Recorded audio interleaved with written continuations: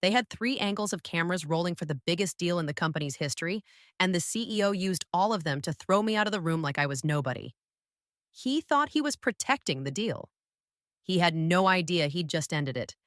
The 44th floor of our Midtown tower had a particular kind of silence in the morning, the expensive kind, the kind that costs $400 a square foot and smells faintly of cold glass and blue bottle espresso. I used to love that silence. For 9 years, it had been the sound of arriving before everyone else, of being the first set of footsteps on the polished floor, of believing that if I simply did the work well enough, the work would speak for me. My name is Marlowe Quinn, and at 34, I was the director of strategic partnerships at Halloran Vex Capital, a private investment firm that managed a little over $11 billion for clients who never once learned my name. I had an unusual name and an unusual mind for numbers, the kind that sees the seams in a deal where everyone else sees a finished suit. My mother used to say I was born reading footnotes. She wasn't entirely joking.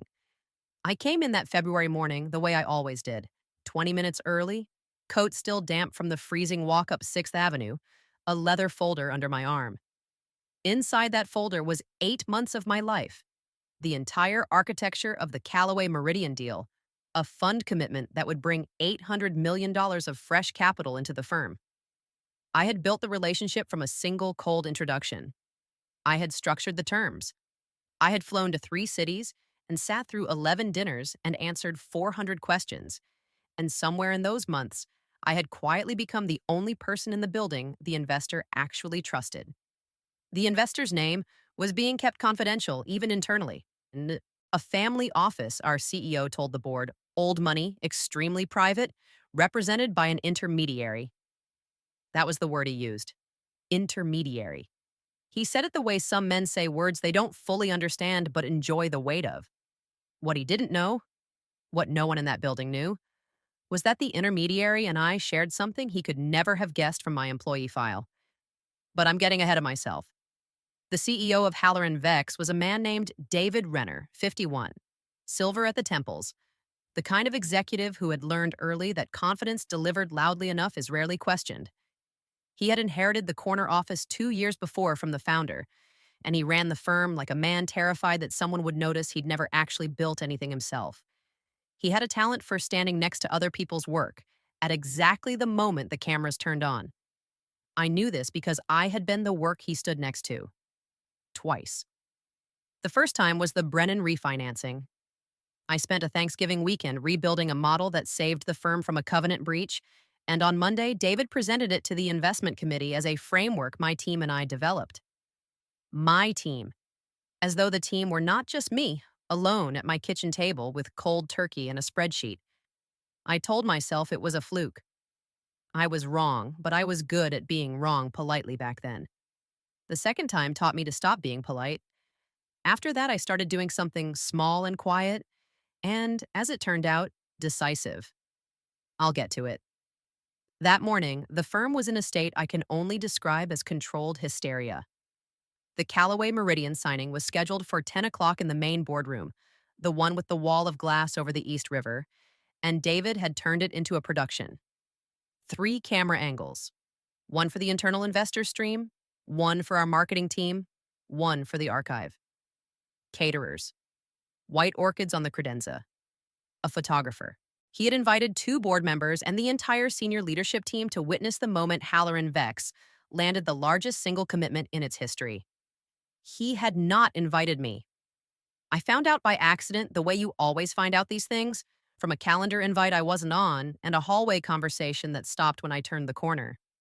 Our COO, a brittle man named Gregory Pace, was the one who finally said it to my face, somewhere around 9:15, with the particular discomfort of a man delivering a message he agreed with but didn't want to own. David wants the room kept tight today, Gregory said, not quite meeting my eyes. Principles and leadership only. He feels the optics should be executive. I structured the deal, Gregory, I said. My voice was very level. I've always been calmest at the exact moment I should be furious. It's a trait that has cost me nothing and saved me everything. I'm the relationship owner. The investors' council will expect me in the room. David will handle the relationship today. He said it gently, almost apologetically, the way you'd tell someone their car had been towed. He'd like you to be available in case there are technical questions. Available, in case.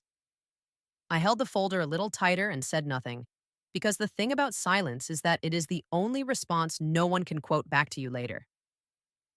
I went back to my desk on the south side of the floor, sat down, and opened the deal file one more time. Not the version in the shared drive, the other one. The clean copy I kept somewhere David's IT department had never thought to look because I had built it on my own time, on my own machine, in the 8 months when I was the only one who believed the deal was even possible. I scrolled to a single clause buried on page 19 of the side letter, a clause I had insisted on months ago that everyone had skimmed past as boilerplate, a clause about who the investor's commitment was actually conditioned upon. I read it twice, not because I was confused, because I wanted to be precise about what was going to happen at 10 o'clock. Then I closed the laptop, smoothed the front of my jacket, and did the one thing David Renner would least expect from the woman he'd just told to wait by the phone. I picked up my folder and I walked toward the boardroom anyway. You're going to want to hear what happened when I opened that door, because the man who built his entire career standing next to other people's work was about to learn exactly whose work he'd been standing next to. By 9:50, the boardroom had filled with the kind of people who arrive early to be seen arriving early. I could see them through the glass wall as I came down the corridor. David at the head of the table in a suit that cost more than my first car, the two board members flanking him, Gregory hovering near the credenza, adjusting orchids that did not need adjusting. The cameras were already live, 3 small red lights blinking in 3 corners like patient little eyes. I opened the door and stepped inside. The temperature of a room changes when you enter somewhere you've been told not to. It's not loud. It's a small thing, a tightening, a half dozen people recalibrating at once. David looked up from his notes, and for a moment his face did the thing. Faces do when the script gets a line it didn't rehearse. Marlowe. He said my name like a door closing. We're about to begin. I think Gregory spoke with you. He did. I walked to the empty seat at the far end, the one nobody had bothered to remove because nobody expected it to be used, and I set my folder down on the glass. I'm the relationship owner on Callaway Meridian. I'll be staying. A board member, Ellen Tash, sharp, 70, the only person in the room I genuinely respected, glanced between us with the faint interest of someone watching weather build over water. David smiled. It was a generous smile, the smile of a man who has decided to be patient in front of an audience. I appreciate the dedication. Truly. But today is a leadership function. The investors' representatives are expecting to deal with principles. He let the word land. We don't need to overcomplicate the optics. Why don't you wait outside? And if anything technical comes up, we'll loop you in. Wait outside. Loop you in. The vocabulary of men who have never once had to wait for anything. I didn't move. The Investors' Council is expecting me specifically. I'd reconsider asking me to leave. Something flickered across his face then. Not doubt, David didn't do doubt, but irritation that I'd made him say it twice in front of the cameras. He turned to the security panel by the door, and, with the casual cruelty of a man who has confused authority with permission, he pressed the call button. Could we get someone up to the 44th? He said into it, eyes on me the whole time. We have a staff member who needs to be escorted back to her desk. The room went very still. Ellen Tash set down her pen. One of the marketing people behind the camera made a small sound and pretended he hadn't. Gregory studied the orchids as though his life depended on their arrangement. I have been underestimated in a great many rooms. I have learned that the worst thing you can do in that moment is argue, because arguing confirms you're a problem to be managed rather than a fact to be reckoned with. So I picked up my folder. I looked at David Renner and I let him have his moment, because I already knew it would be the last good one he'd have that day. Of course, I said. I'll be right outside. I walked out. I did not slam the door. I closed it softly, the way you close a door on a room you're never going to need again. The corridor outside was empty and cool.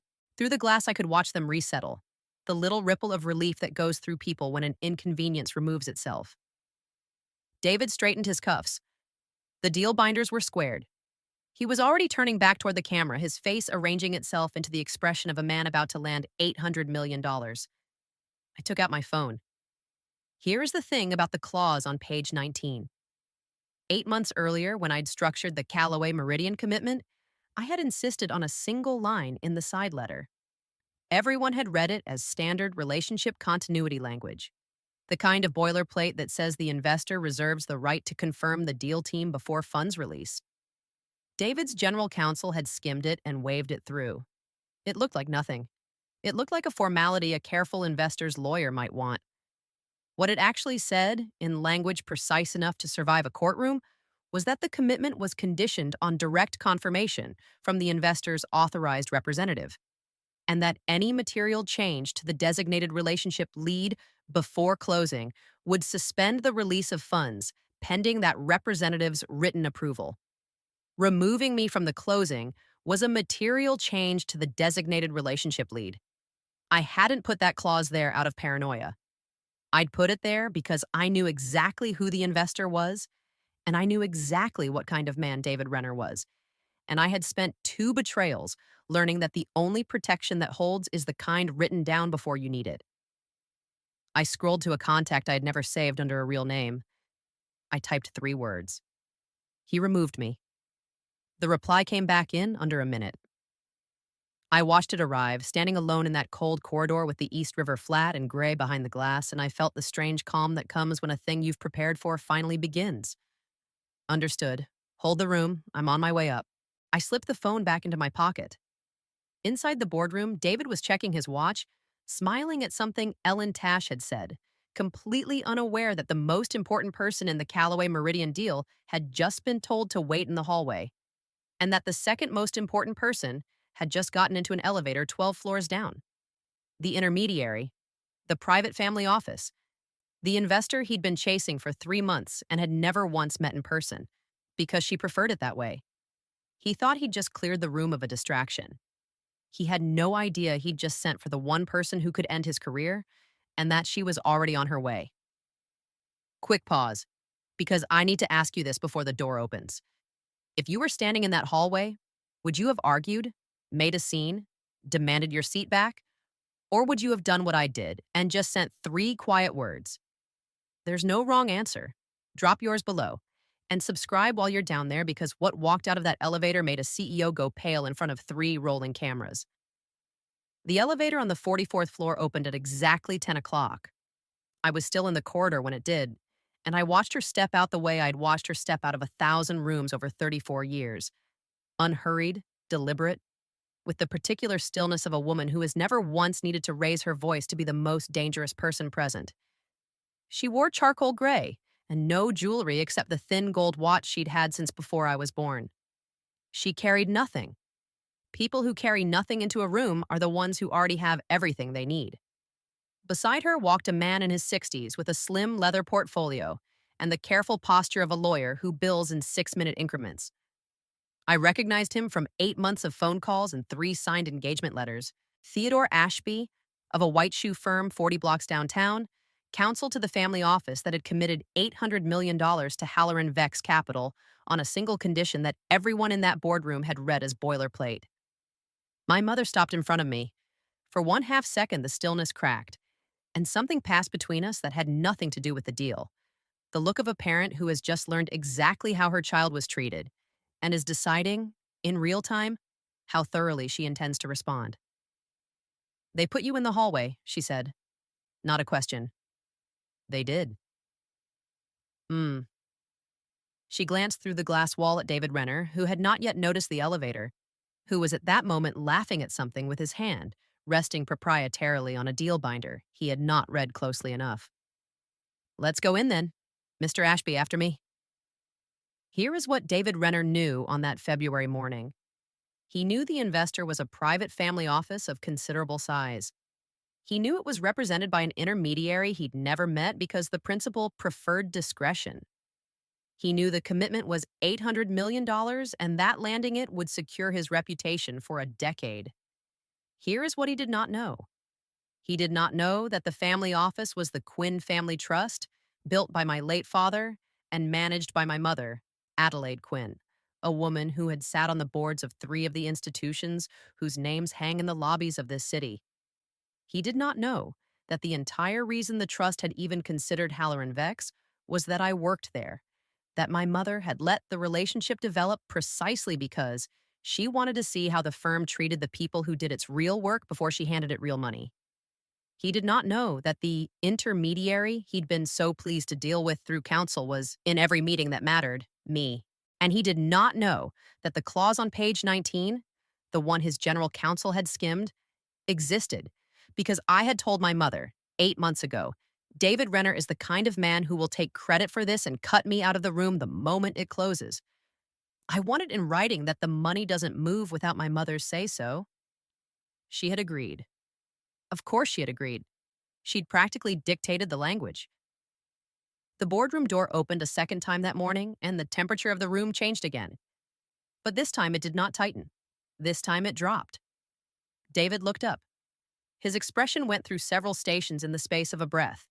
Confusion, the reflexive, welcoming smile of a host, and then, as Theodore Ashby stepped forward and introduced himself, something far more interesting. I watched the color move out of his face. Not all at once. From the top down, like a glass emptying.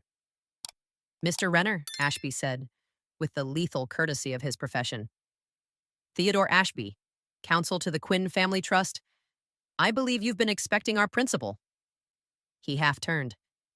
May I present Adelaide Quinn, trustee, the committed party on the Callaway Meridian facility. The room did the math faster than David did. I saw Ellen Tash's eyebrows climb.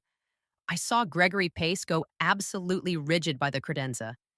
I saw in 3 different camera lenses the moment a room full of senior executives realized that the $800 million investor had a last name, and that the last name was the same as the woman David had just had escorted into the hallway.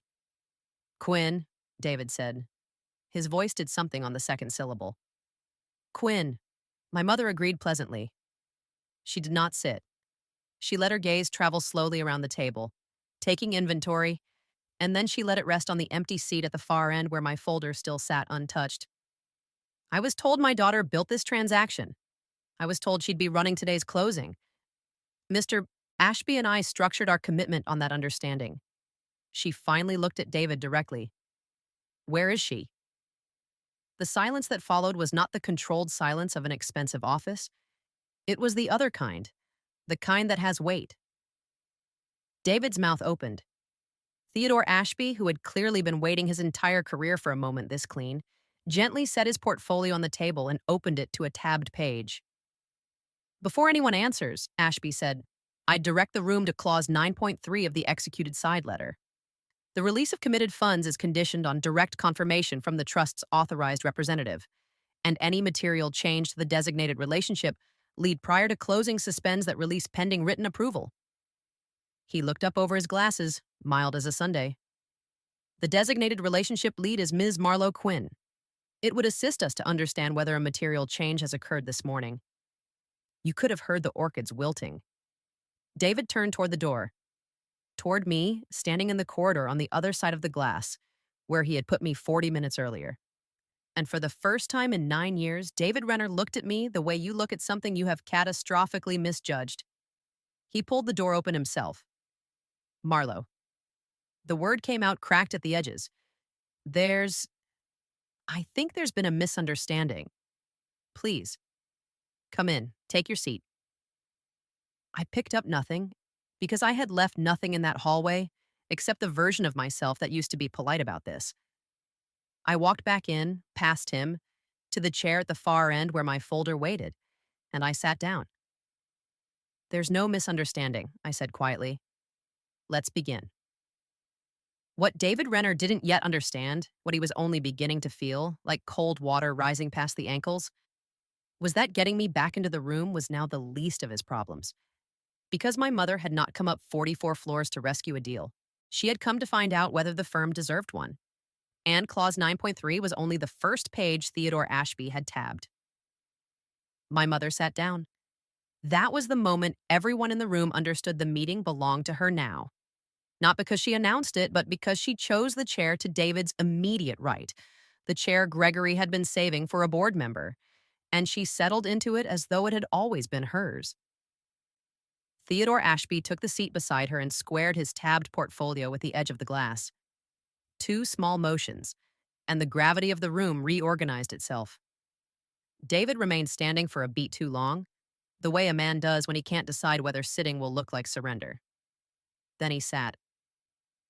Adelaide, Ms. Quinn, he started, reaching for the warm register he used on clients. Let me say first what an honor it is to finally. You had my daughter escorted out of this room 12 minutes ago. She said it without heat, which is the only way to say a thing that hot. I'd like to understand the thinking. Walk me through it. That was. David glanced at Gregory, who had developed a sudden fascination with the carpet. That was a staffing decision, an internal matter of optics for the closing. It had nothing to do with the substance of the relationship, which we value enormously. The substance of the relationship, my mother repeated, is my daughter. There is no other substance.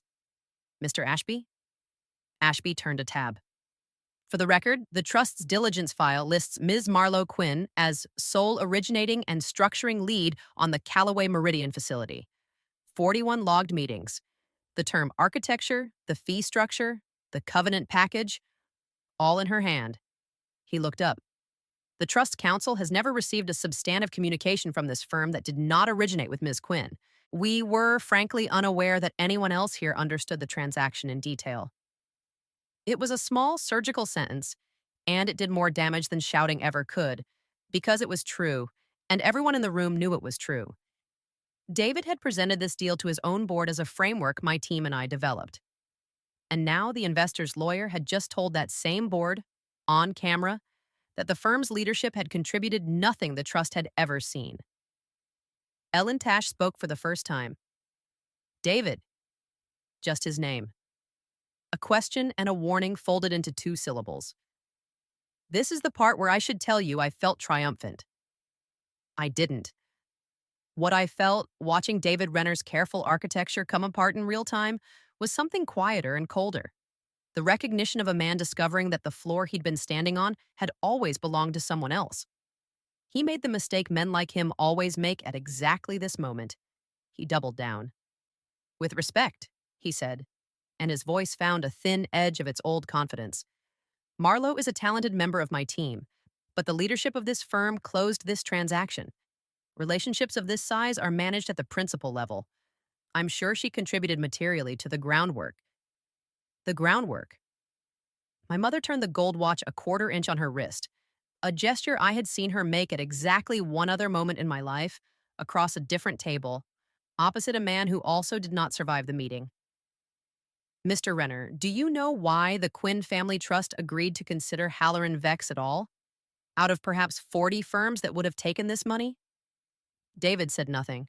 He had finally learned, 11 minutes too late, that silence was an option. Because my daughter works here, she said. And I wanted to see how this firm treated the people who do its real work before I trusted it with $800 million. I structured our commitment so that the money would not move unless the person who actually built the relationship was standing in the room when it closed. She let that settle. I did not tell her that was why. I wanted an honest answer. This morning, you gave me one. Theodore Ashby turned another tab. This was the page I had been waiting for. The one I'd told David didn't exist 8 months ago, when I built it on my own laptop at my own kitchen table. There's a related matter, Ashby said. In the course of structuring the facility, Ms. Quinn flagged certain representations this firm made in its offering materials regarding the origination and management of prior transactions, specifically attribution of the Brennan refinancing. He slid a single sheet across the glass toward Ellen Tash, not toward David. The Trust's diligence relied on those representations. If material work was misattributed to leadership in documents provided to investors, that is not merely an internal personnel question. It touches on what was represented to a fund and its limited partners. The phrase that did it, the phrase that drained the last of the color from David's face, was represented to a fund and its limited partners. Because every person at that table over the rank of director knew what those words meant. They meant the misattribution wasn't a bruised ego anymore. It was a paper trail. It was the kind of thing a firm's compliance committee has to disclose, the kind of thing that brings a careful lawyer with tabbed pages, the kind of thing that, if it reached the wrong desk at the wrong agency, became a matter no amount of corner office confidence could talk its way out of. This is. David's hand moved across the table as though he could physically clear the air. Ellen, this is a misunderstanding being weaponized. Marlowe is. She's clearly upset about a staffing call, and I'm not upset, David, I said. My voice was very level. It is always very level at the moment. I should be furious. You know this about me by now. I haven't said more than 10 words since I sat down. Everything on that table came from your own offering documents and my own diligence notes. I didn't weaponize anything. I just kept records. I looked at him without anything in my face at all. You spent 2 years standing next to my work because you assumed I'd never object. I didn't object. I documented. Ellen Tash picked up the single sheet Ashby had slid across the glass. She read it once. She read it again, the way I had read Clause 9.3 in the hallway. Not because she was confused, but because she wanted to be precise about what was going to happen next. Then she set it down, removed her reading glasses, and looked at the man she and the other board members had handed the firm to 2 years earlier. I think, Ellen said, we need to clear this room of cameras and non-principals, and the board needs to convene. Now. The red lights, which had been recording everything, the hallway eviction, the elevator, the color leaving a CEO's face from the top down, were still blinking in 3 corners. The archive angle, the one nobody thinks about until something becomes a scandal. David Renner looked at me one more time, and I watched him finally understand the shape of the thing he'd done, that he had not thrown an employee out of a room this morning. He had thrown out the investor's daughter, the deal's only true architect, and the one person who'd had the foresight to write down every promise he'd ever broken. And he had done it on 3 cameras in front of the board, 8 minutes before the largest closing of his life. He had been chasing this investor for 3 months. He had just learned he'd been chasing her into the only room where everything he'd built would come apart. The board convened in the smaller conference room down the hall at 11:15, the one without a wall of glass, the one they use when they don't want anyone watching faces. I was not in that room. I didn't need to be. I had spent 9 years learning that the most important conversations are the ones that happen after you've already made them inevitable. I waited at my desk on the south side of the floor. My mother and Theodore Ashby waited in the visitors' lounge with 2 cups of coffee neither of them touched. The cameras had been switched off, but the files had already been saved to the archive server, and an archive once written does not care what anyone wishes it would forget. It took the board 90 minutes. What I learned afterward, in pieces, from Ellen Tash and from Gregory Pace, who discovered a remarkable new candor the moment the wind changed, was that the board did not spend those 90 minutes deciding whether David Renner would survive. They spent them deciding how to make his departure cost the firm the least. There is a difference, and the difference is the whole story. The Brennan attribution was the hinge. On its own, a CEO taking credit for a director's model is the oldest sin in corporate life. Survivable, deniable, the kind of thing that gets smoothed over with a reorganization and a generous title. But it had been written into offering materials. It had been represented to a fund and its limited partners as the work of leadership. And the moment a careful lawyer named it across a table, the moment it existed as a sentence in a meeting the board had witnessed, it stopped being a personnel matter and became a disclosure matter. Halcyon firms do not gamble with disclosure matters. The cost of one regulator's letter dwarfs the cost of any one executive, however silver his temples. By 1245, David Renner was no longer the chief executive of Halloran Vex Capital. The language the firm used in the statement that went out 3 days later was that he had stepped down to pursue other opportunities, effective immediately. Everyone in the industry knew exactly what those words meant, the same way everyone had known what waiting outside meant. The vocabulary of power is small, and it betrays itself. He never made a scene. That surprised me a little.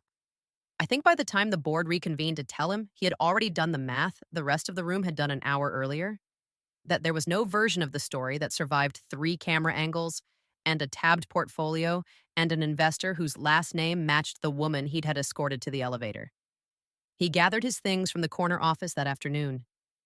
I watched him cross the 44th floor with a single box, past the desks of people who had laughed at his jokes that morning and now found their screens suddenly fascinating.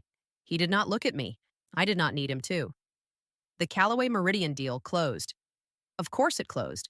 It closed the following week, $800 million, on the trust's original terms, with one amendment Theodore Ashby inserted on my mother's instruction. The facility was now formally administered through the relationship lead the trust had designated from the beginning. Me. Not as a courtesy, as a condition. The money my mother committed to Halloran Vex would be managed by the only person at the firm she had ever actually trusted. And the firm had signed that into the documents because a firm that has just lost its CEO over an attribution scandal is in no position to argue with the investor who is, at that moment, the only thing standing between it and a very bad quarter. Ellen Tash came to my desk on the Thursday after. "The board would like to discuss your role," she said. "She is not a woman who softens things, and I respected her for not trying. There's an obvious gap in leadership. You understand this firm's actual book better than anyone left in the building. We'd like you to consider stepping up." I had thought about what I would say if this moment came. I had thought about it in the hallway that first morning, with the East River flat and gray behind the glass. "I'll consider it," I said. "On terms. I'll come in as head of strategic capital, reporting to the board, not to whoever you put in the corner office. Full authority over the relationships I built. And the Brennan model gets corrected in the firm's records, properly in writing with my name on it. Not because I need the credit." I held her gaze. "Because the next person who does my work should be able to keep it." Ellen Tash is not a woman who smiles easily. She did, slightly. "I'll bring it to the board," she said. "I don't expect resistance." There wasn't any. That evening, I took my mother to dinner. A quiet place in Tribeca. No orchids, no cameras, two women at a corner table and a bottle of wine my father would have approved of. For a long time, we didn't talk about any of it. We talked about her garden in Greenwich, and a book she was reading, and whether I was sleeping enough, which I was not. Then, near the end, she turned the gold watch a quarter inch on her wrist and said, "You could have told me sooner. About how he treated you. The Brennan thing. I'd have moved earlier." "I know. Why didn't you?" I thought about it honestly because she deserved honesty more than anyone alive. "Because I didn't want to win because of who my mother is," I said. "I wanted the deal to be real. I wanted the work to be undeniable on its own, so that when it all came apart, no one could ever say I'd been carried." I turned my own glass slowly on the white cloth. "I didn't bring you in to rescue me. I brought you in because you were always going to be the investor, and he was always going to find out who you were. I just made sure he found out in the one room where it would matter." She looked at me for a long moment. My mother, who was born reading footnotes too. "You let him build the whole thing," she said. "Every promise, every camera. You let him pour the wine." "I documented it," I said. "People will tell you that revenge is loud, that it slams doors and raises its voice and needs an audience to feel real. I have come to believe the opposite. The most complete reversal I ever witnessed happened in a glass room over the East River, and the loudest thing in it was a lawyer turning a tabbed page. David Renner didn't lose his career because I wanted him to suffer. He lost it because he spent 2 years assuming the quiet woman doing the real work would never object. And he was right. I never objected. I kept records. And when the moment came, the records spoke in a voice he couldn't talk over because, for the first time in his career, it wasn't his. I think about that February morning sometimes. The cold walk up 6th Avenue, the damp coat, the folder under my arm. I think about being told to wait outside a room I had built. And I understand now that it was the best thing that ever happened to me because a seat someone else can take away from you was never really yours. The one you build, the one written into the documents, in your own hand where no one can stand next to it and call it theirs. That one you keep. My name is Marlowe Quinn. I was told to wait in the hallway. And by the time the door opened again, the hallway was the only place in that building that still belonged to the man who'd put me there.